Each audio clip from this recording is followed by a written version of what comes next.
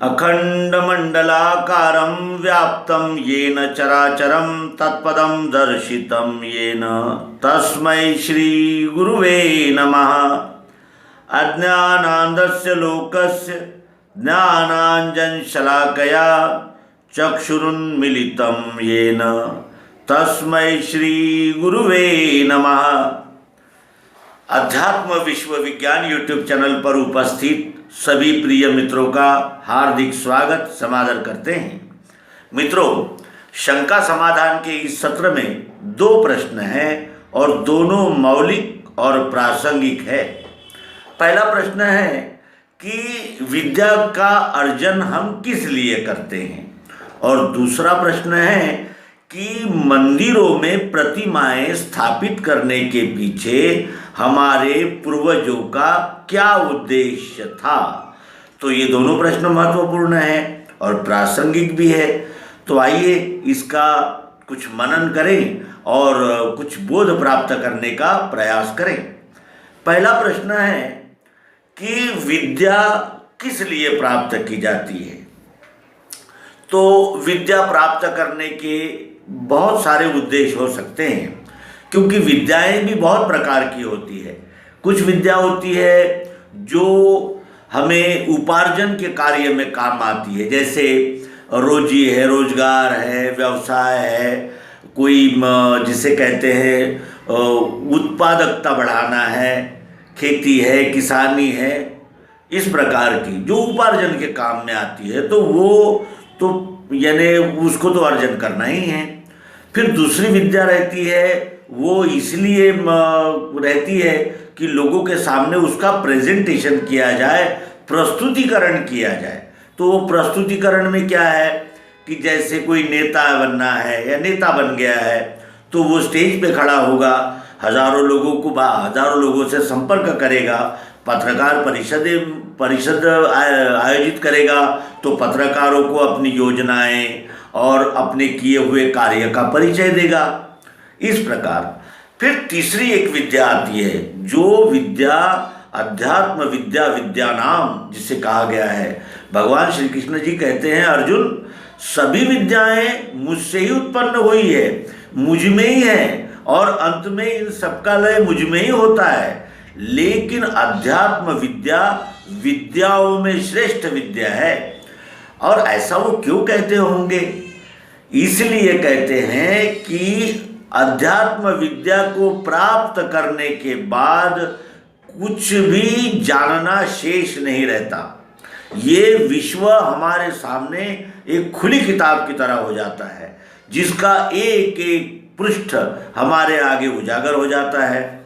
अध्यात्म विज्ञान में क्या कहा जाता है, ये भी जरा देख ले इसी प्रवाह में। तो अध्यात्म विज्ञान में देखा जाता है कि शरीर कैसे बना है, किन तत्वों से बना है, शरीर का संचालन कैसा होता है, मन क्या है, बुद्धि क्या है, चित्त क्या है, अहंकार किसे कहते हैं, अहंकार का कार्य क्या है, अहंकार का स्वरूप क्या है, जीवात्मा कौन है, जीवात्मा का स्वरूप क्या है, जीवात्मा कैसे आता है, कैसे जाता है, जीवात्मा अपने मूल स्वरूप को किस तरह जानना चाहिए और या जानता है, और अपने मूल स्वरूप स्वस्वरूप को जानकर उसको क्या लाभ होता है। इस प्रकार का जो संपूर्ण यानी एक जिसे कहते हैं एक दिशा ही है, उसे अध्यात्म विज्ञान कहते हैं। आत्म विषयक अपने स्वयं के बारे में जानकारी प्राप्त करने को ही अध्यात्म कहते हैं। फिर अध्यात्म के विषय में विद्वानों ने अनेक प्रकार की अनेक व्याख्याएं की है, जिनमें कुछ अंतर्राष्ट्रीय विद्वान भी है और कुछ जैसे प्लेटो है, अरिस्टोटल है, अनेक प्रकार के अनेक देशों के अनेक विद्वान हैं। उन्होंने अध्यात्म का परिचय अपने अपने शैली में, अपने अपने भाषा में, अपने अपने दृष्टि से दिया है। लेकिन अध्यात्म विद्या का मूल तत्व है अपने आप को जानना, और जब तक हम अपने आप को ही नहीं जानते तो फिर क्या जानते हैं? क्यों? क्योंकि ये जितना भी हम जान लेते हैं वो यानी एक समय ऐसा आता है कि उन जानने का कुछ महत्व ही नहीं रहता। जैसे हमारा जब अंतिम समय आता, जब हमारे शरीर का यानी उत्क्रमण करने का समय आता है, जब ये प्राण इस शरीर से निकल जाने का समय आता है, तब बताइए कि हमने वास्तु विशारद है, क्या लाभ पाया? हम बड़े वैद्यकीय अधिकारी है, क्या लाभ पाया? हम बहुत बड़े इंडस्ट्रियलिस्ट है, उद्योगपति है, क्या लाभ मिला? तो मनुष्य को अपने जीवन के कुछ समय को अवश्य ही बचाना चाहिए और उस समय को सद्गुरु की प्राप्ति करके सद्गुरु के द्वारा तत्व दर्शन कर लेना चाहिए।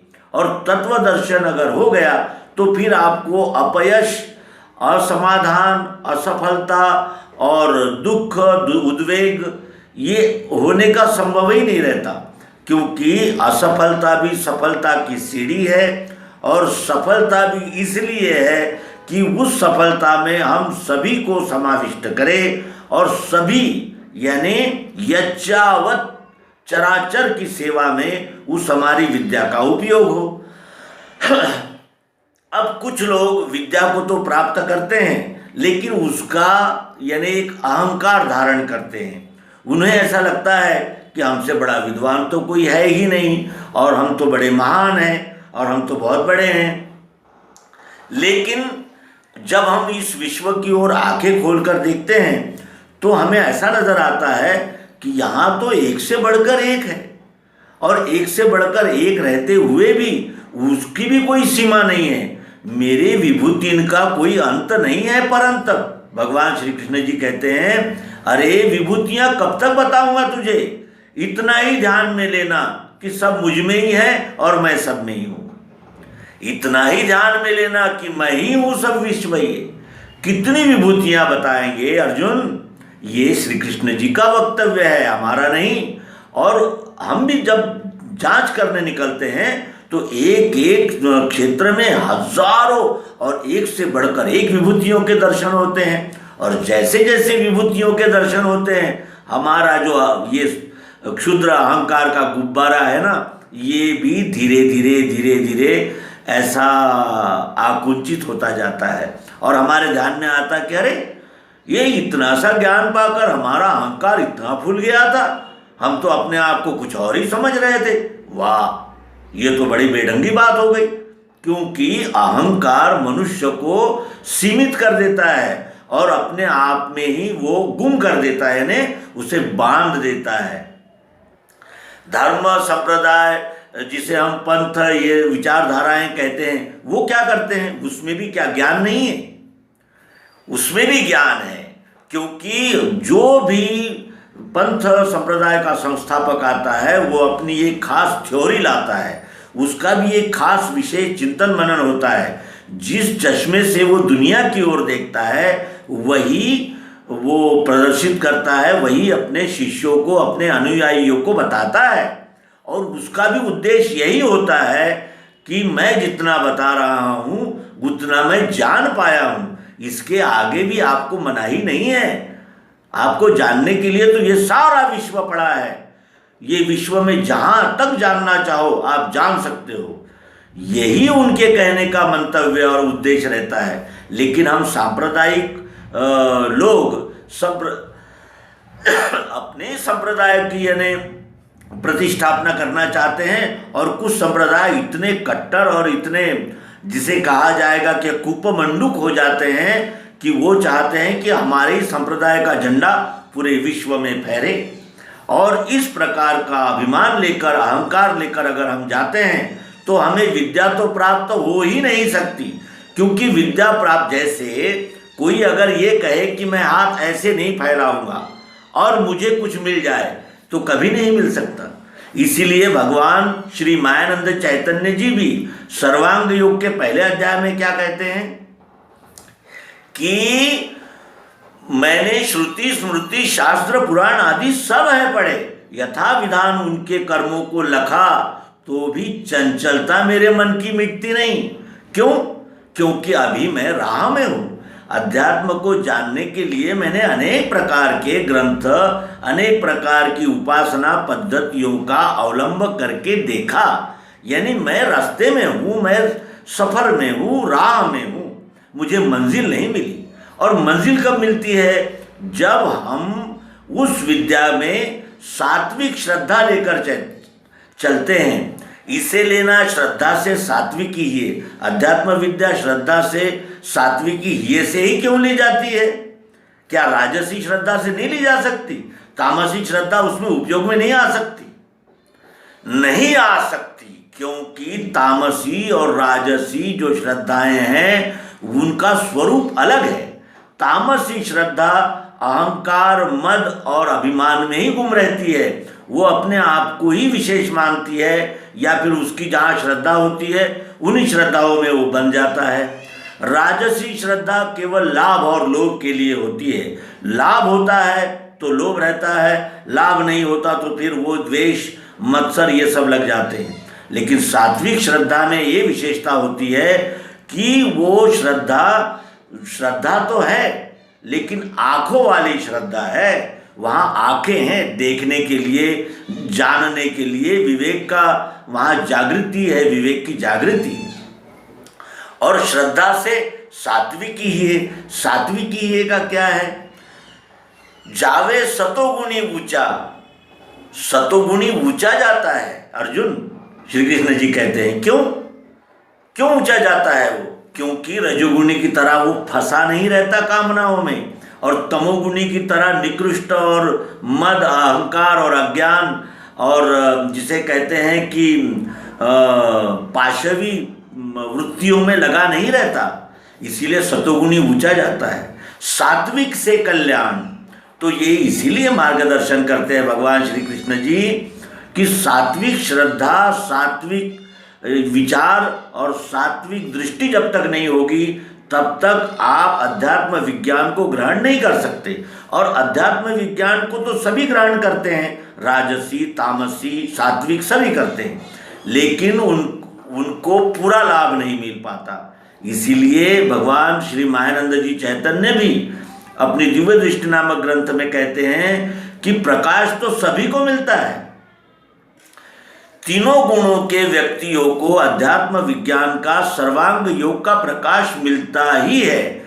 अगर हम बल्ब को ऑन करेंगे तो प्रकाश मिलेगा ही, लेकिन 5 वैट, 20 वैट, 200 वैट, 1000 वैट, तो वो अंतर उसमें होता है।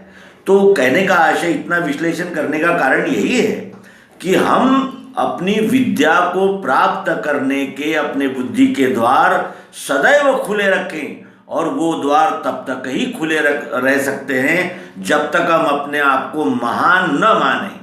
जिस क्षण हम अपने आप को महान मान लेते हैं, हमारी उन्नति रुक जाती है, हम वहीं स्तब्ध खड़े हो जाते हैं और पता नहीं अपने बारे में क्या क्या विचित्र कल्पनाएं कर बैठते हैं। तो मित्रों, ये प्रश्न आया था और इस प्रश्न का हमने उत्तर दे दिया है। आशा है कि आप इस विवेचन से अपने प्रश्न का उत्तर प्राप्त कर लिए होंगे। आइए अब दूसरी प्रश्न की ओर चलें। दूसरा प्रश्न यह है कि ये मंदिर, मस्जिद, गुरुद्वारा, चर्च, अग्यारी आदि ये धार्मिक सांप्रदायिक स्थल क्यों बने होंगे, और यानी मंदिरों में प्रतिमाएं क्यों लगाई गई होगी? तो आइए इस प्रश्न का भी थोड़ा चिंतन करें। इसको हम एक उदाहरण से समझेंगे। जैसे कोई एक बच्चा है, एक विद्यार्थी है, दूसरी तीसरी कक्षा का है, और वो चाहता है कि गुरुजी हमें इस पृथ्वी तल पर कितने देश है और वो कहाँ कहाँ स्थित है, समंदर कहाँ है, पहाड़ियाँ कहाँ है, नदियाँ कहाँ है, ये सब हमें समझाइए गुरुजी। अब गुरुजी तो उस बच्चे को लेकर सारा विश्व नहीं घूम सकते, तो गुरुजी क्या करते हैं, वो जाते हैं बाजार से एक नक्शा लाते हैं और नक्शे को टांग करके बच्चे को बताते हैं, देखो बेटा ये अमेरिका है और अमेरिका से लगा हुआ ये देश है, इससे लगा हुआ वो देश है, ये देखो ये नदी यहाँ से जाती है, इस तरह इस देश को कवर करती हुई इस देश में विलीन हो जाती है। बेटा ये सागर है, ये पैसिफिक महासागर है, ये अटलांटिक महासागर है, इस प्रकार वो बताते हैं। वो बताते हैं कि बेटा ये आशिया खंड है, ये अफ्रीका खंड है, तो क्या वो प्रत्यक्ष उस बच्चे को उस खंडों में ले जा सकता है? नहीं ले जा सकता। वो केवल उसका परिचय नक्शों के द्वारा करा देता है अपने विद्यार्थियों को। उसी तरह हमारे जीवन में अध्यात्म का प्रवेश होना चाहिए। भोग, ऐश्वर्य, मान, सम्मान, इनसे ऊपर उठकर वो मूल तत्व क्या है जिनसे हमारा निर्माण हुआ है, हमारा शरीर बना है, और हमें जो बोल रहा है वो लिंग शरीर है, और ये लिंग शरीर को भी अपने प्रकाश के द्वारा यानी यहाँ उपस्थित किया जिसने है, वो अक्षर आत्मा क्या है। ये इस दिशा में जो सामान्य जन होते हैं, सामान्य बुद्धिमान होते हैं, उनको इस दिशा में चलायमान करने के लिए हमारे जो पूर्वज थे उन्होंने प्रतिमाएं रखने का एक चलन कर दिया। अब हमने रख दी प्रतिमा श्री कृष्ण जी की, हम रोज वहाँ पूजा आरती और अनेक प्रकार का स्तोत्र गाते हैं। लेकिन अगर हम ये ध्यान में नहीं लेते कि श्री कृष्ण जी का मूल सिद्धांत क्या है, श्री कृष्ण जी क्या कहना चाहते हैं, तो उस पूजा में हमारी क्या अर्थ रह जाएगा। इसी तरह ये जो सारे जितने भी सांप्रदायिक स्थल बने हैं, ये मनुष्य को मनन चिंतन करने के लिए ही बने हैं, और वो बनाने के पीछे उद्देश्य यही है कि एन केन किसी भी प्रकार से ये सामान्य जीव अध्यात्म की ओर मुड़े। लेकिन हम क्या करते हैं, मंदिर बनाते हैं, फिर वहाँ एक प्रमुख बन जाता है, और उस प्रमुख की टांग खींचने के लिए 10 प्रमुख बनना चाहते हैं। फिर वहाँ चंदा आता है, कार्यक्रम होते हैं, तो फिर वहाँ निंदा और अनेक प्रकार के मत्सर, द्वेष और अनेक प्रकार की खींचतान, और फिर इसने पैसा खाया, उसने भ्रष्टाचार किया, और फिर विधायक कौन बनेगा और यानी मेयर कौन बनेगा। इस उलझन में पड़ के उस मंदिर का जो मुख्य उद्देश्य था अध्यात्म की ओर मनुष्य का ध्यान आकृष्ट करना, वो छूट जाता है। तो जो आपका मूल प्रश्न है, मूल प्रश्न यही है कि प्रतिमाओं की स्थापना का उद्देश्य क्या। तो प्रतिमाओं की स्थापना का उद्देश्य है जिनकी प्रतिमा हम स्थापन करें उनके ज्ञान, गुण और चरित्र का अभ्यास करें, और उसमें के कौन से गुण हम में है, कौन से गुण को हमको विकास करना है, और हम में यानी क्या कमियां हैं, इनकी जांच करना और प्रेरणा प्राप्त करना कि जिनकी वो प्रतिमा स्थापन की है उनके थोड़े से तो गुण हम में आ जाए। तो यही उद्देश्य होता है। तो मित्रों, आशा है कि दोनों प्रश्नों का उत्तर आपको मिल गया होगा, और हमारे वक्तव्य में कुछ त्रुटियां भी होगी तो वो त्रुटियों की ओर आप कमेंट बॉक्स में निर्देश करेंगे। ये अपने समस्त मित्रों, गुरुजनों, आचार्य जनों और प्रेमी जनों से प्रार्थना करते हुए नर्मदे हर सद्गुरु भगवान की।